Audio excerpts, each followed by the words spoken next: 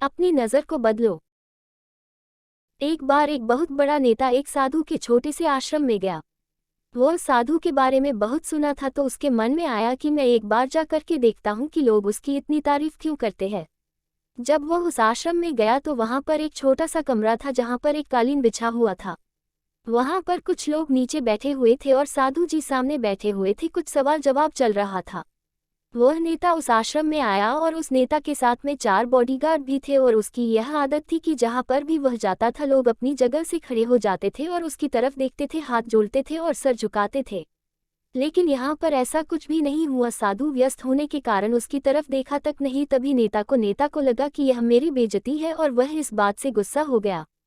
नेता ने थोड़ा गुस्से से साधु की बात को बीच में काटते हुए कहा कि मैं आपसे कुछ कहना चाहता हूँ। साधु ने उसकी तरफ देखा और बोला, आप थोड़ी देर रुकिए, पहले मैं इनके सवाल का जवाब दे दूँ, उसके बाद मैं आपसे बात करता हूँ, तब तक आप अगर चाहे तो आप बैठ सकते हैं।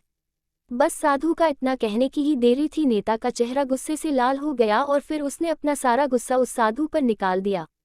अभी तक वह नेता बहुत तमीज से आप कह करके बात कर रहा था, लेकिन अब वह तू तड़ाक पर उतर आया। नेता ने उस साधु को कहा, तुझे पता भी है मैं कौन हूँ और तू किससे बात कर रहा है? साधु ने उसकी तरफ देखा और कहा, मुझे इससे कोई फर्क नहीं पड़ता है कि आप कौन हैं, लेकिन आप जो कोई भी है, अगर आप चाहते हैं कि मैं आपके सवाल का जवाब दूं या आपसे बात करूं तो आपको कुछ देर रुकना होगा। और साधु की यह कहते हैं नेता गुस्से से पागल हो गया और वही सब के सामने चीखने चिल्लाने लग गया। अब मैं तुझे तेरी असली औकात दिखाऊंगा। तूने मुझसे पंगा ले करके ठीक नहीं किया, तुझे पता भी है मैं तेरे बारे में क्या सोचता हूँ।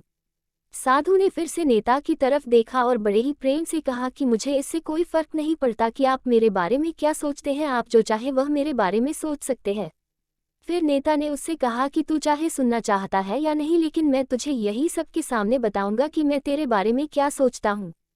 तू कोई साधु नहीं है, तू एक बहुत ही घटिया इंसान है, तू एक ढोंगी है, पाखंडी है और यहाँ पर जितने भी लोग बैठे हैं उन सबको बेवकूफ़ बना रहा है। तेरा बस एक ही मकसद है, इन लोगों की जेब में जितना भी पैसा है वह सब तेरे पास में आ जाए।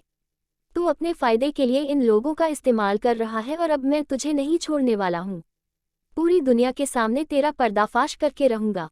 लेकिन उसके इतना बोलने के बाद भी हल्की सी मुस्कान उस साधु के चेहरे पर बनी ही रही। ये देखकर वह और भी तिलमिला गया और उसने कहा, अब बहुत हो गया, अब मैं यहाँ 1 मिनट भी नहीं रुकने वाला, लेकिन अभी भी तेरे पास मौका है, अगर मुझसे माफ़ी मांगनी है या मुझसे कुछ कहना है तो कह सकते हो। इतना सब होने के बाद भी साधु के चेहरे पर एक मुस्कान थी और वह बिल्कुल शांत था। और फिर उन्होंने अपनी आंखें बंद करी और फिर साधु ने अपनी आंखें खोली, हाथ जोड़े और कहा कि मुझे आपसे कोई गिला शिकवा नहीं है, आपके लिए मेरे मन में कोई भी गलत ख्याल नहीं है। जो भी मेरे बारे में आपने कहा वह आपकी अपनी सोच थी, तो मुझे आप में कोई भी बुराई नज़र नहीं आती है। मुझे आप बहुत ही भले इंसान लग रहे हैं। और साधु के इतना कहते ही नेताजी का दिमाग 7वें आसमान पर पहुंच गया। उसके चेहरे पर एक अजीब सी खुशी थी, क्योंकि उस साधु ने वही कहा जो बाकी सब लोग उस नेता को कहते हैं। और वह खुशी खुशी उस आश्रम से अपने घर की तरफ चला गया और जा कर के अपने पिताजी के साथ में बैठ गया।